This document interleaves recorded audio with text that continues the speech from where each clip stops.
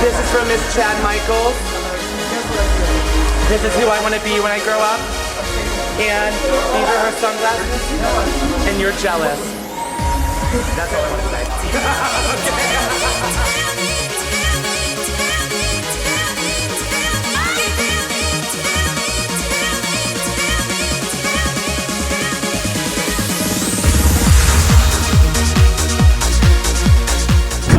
Most of the other girls, they all use different names. Latrice is Latrice. Now, is Chad Michaels your real name, or is that a pseudonym? That's my real name. It's my real first name and middle name, and I just added an S because I didn't want to be Chad Michael. That's like George Michael. I didn't want to be, so I just added an S onto it. And I chose to do that when I went to Vegas because they wanted us to be introduced by our boy names at the end of the show, because it was a very mainstream show for, you know, mom, pa kettle from the Midwest, and so they wanted it to be very relatable to them.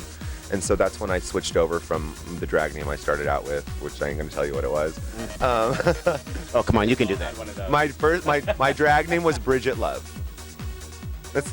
And it's cute, and it was inspired by Bridget Nielsen in the early '90s when she wasn't so butch. I always loved her, so yeah, and you know, and it's just stuck with me, and I like it because I think it makes me a little bit more marketable, almost in a way. Anybody can hire me and put it on the marquee, and you know, and it's not like, you know, Pussyfoot Twinkle Toes coming to do Cher. You know what I mean? It's like, you know, it's like, okay, it's a dude, and he's, you know, so for me it really works. It makes me more appealing to a larger market of, you know. Well, you have definitely trademarked that name. You say Chad Michaels, and everybody already knows who it is. Crazy. That's crazy.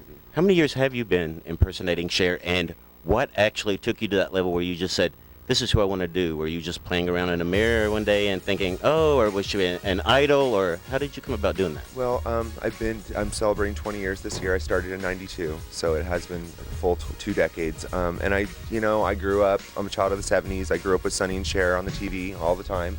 But I was never a real big fan. It was kind of something that was there in my subconscious the whole time. But my drag mother, Hunter, who was from California. That was coming to another question, because that's something that's never been discussed too, so we'll come back to that one. Yeah. He put me in drag for the first time as Cher to get me into the show that I now produce, The Dream Girls. You had to have at least one lookalike to be in the show. That was Nicole Murray Ramirez was the producer of that. She's a big gay political activist in the country, and that was one of her rules to get in the show. So he put me in drag and turned me around, and there was Cher, and it's been more of I'm not a psycho fan of Cher, believe it or not. It's been more of a character study for me, and much more of a job. I've grown to love her over the years, and I've grown to appreciate her, and I'm glad it's that way, because I don't want to have an obsession like that. You know what I mean? I don't. I'm not. Maybe remember what I wanted to ask her. I know you do Cher, and today I was, web searching you, and I saw you do a fabulous Marilyn Manson. I do. See, I was spooky. What else did you do besides Cher? I will say this: I was spooky before spooky was cool. All right, I was doing Manson when Sharon Needles was in diapers. So. Yeah, is that all you do? Is Oh no, I do. What? Who else do you do? See, that's my problem, is that anybody outside of California doesn't realize how large my repertoire is. I do a lot of characters, including Celine Dion, Marilyn Manson, some old schools like Julie Andrews, Betty Davis, Joan Crawford, a little bit of country with Reba.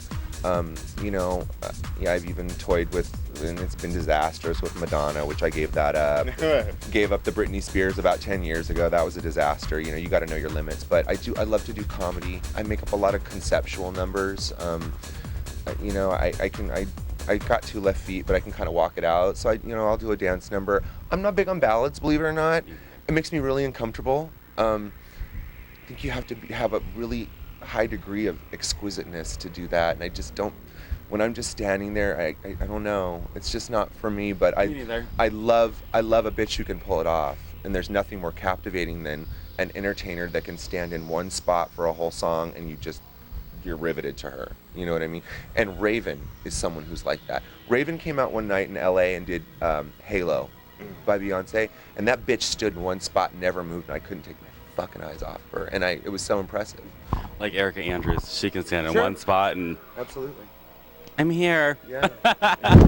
Everybody has like somebody who inspired them, and you touched on briefly on that. Who taught you your values? And you brought up who your drag mother was.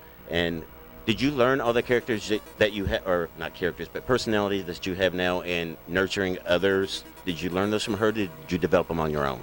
Well, Hunter was a really tough little cookie. He was a very small in stature. He was very fishy, if you want to call it that. And I went to the drag show in San Diego, my first drag show. I saw him and I was absolutely captivated. He did Liza Minnelli and Annie Lennox that night. And yeah, I have gotten a lot of my values from him. He unfortunately incurred a really serious head injury in 2005. And he passed away subsequently because of that. 2 years later, he became a victim of the California state health system. Because as you know, we don't have a health plan as drag queens unless we pay for it ourselves, and it was really tragic, but he instilled so much of his values and belief and talent in me and his skills. He taught me a lot of skills, makeup and hair, and to trim your fucking nose hairs, because no one likes to see a drag queen, with Oh, and honey, it happens. it does happen, but yeah, but also the biggest thing about him was his spirit, and it's tragic because he never hit his potential. He would have been the winner of RuPaul's Drag Race. He would have been the headliner on the Vegas Strip, and it's unfortunate. So I carry on in his name. And that's awesome. And since you touched down on that, I'm just going to bring up because you guys have had a lot out there with Prop 8. And then with what we're going on here, tell us a little bit about the marriage equality issues in California and how you feel about the president now coming out in support of our rights. Well, it's been, as everywhere, a massive battle. And it was, a couple years ago, it got pushed through, and marriage was legal for a very, very short amount of time, and then they repealed it back. Everybody there is being very vocal as they can be about it. We're not holding back any punches. I personally am holding out with Adam to get married in California. I'm not going out of state to another state that has it legal to get married. I want to do it in California. That was going to be my question, if you and Adam have been married yet. No, and we missed that window of opportunity there. I think at that time we were both kind of mulling over in our heads what we wanted to do, and obviously now we're ready and we can't, and it's unfortunate. But yeah, we're just going to keep fighting, and it's really about being vocal and about being visible and about showing people that we are no different from them, and their preoccupation with what we do in the bedroom is really none of their fucking business, and why their thoughts go directly to that the first time, they hear gay marriage. It blows my mind, because I certainly want to think about nothing about heterosexual sex. You know what I'm saying? So it's a battle, and we're all in it together. It's rough. Okay, and then back on the show, my partner and I work with a company that's called Dare to Care, which deals with bullying and teen suicide. You made some very strong points about your life there, and some comments in helping others. Is there anything that you would like to say to the youth that may be in trouble or questioning, or something that you could do to encourage them? It does get better. Just, it's like the campaign that's going on that Dan Savage has going on. I just have to say, you got to be yourself, kids, and you are this way for a reason. God made you this way. You were born this way, like Lady Gaga said, and you got to push it through. And you can't let anybody put you down, get you down, make you feel less than, because it's all up to us. It's all, we make our own frame of mind. And as far as bullying goes, fight back. That's the only thing that's going to ever teach them a lesson or put them in their place. They are going to prey on the weak ones, and you cannot be weak. And I don't care how little you are, how skinny you are, what if you're a femme, if you're butch, I don't care what it is, fight back. Come out swinging. Come out swinging, because you know what? You fight fire with fire, and the time to be complacent has passed. It's over with. Yes. You know, we've been meek for far too long.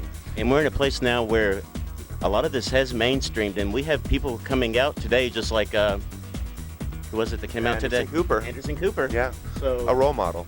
right. And that's gonna change. Yeah. I mean, that card should have been played years ago, but I that's okay with me. You know, I don't have any problem with people who choose to remain in the closet for a certain amount of time. Everybody has got to do this in their own time, and everyone has their own reasons. Obviously, with Anderson Cooper, you know, it's his visibility and his career. I mean, he's Right. you know, one of the most recognized and popular you know, people in media in the world today. So yeah, he's got a lot of extra pressure on his shoulders, but what he did today took a lot of balls. it was amazing. And society probably created the problem that he has in his fear in being able to do that. What we'd like to do, and hopefully I'd like for you to actually just say that you dare to care. For the group that we work with, a great bunch of kids, and they just started a program with schools in Lakewood, Ohio. They're taking kids starting as freshmen, and they're working up as seniors, and they're going to a program that they go for a week each summer to learn how to deal with kids in their school and be able to mentor them if they feel like they've been bullied.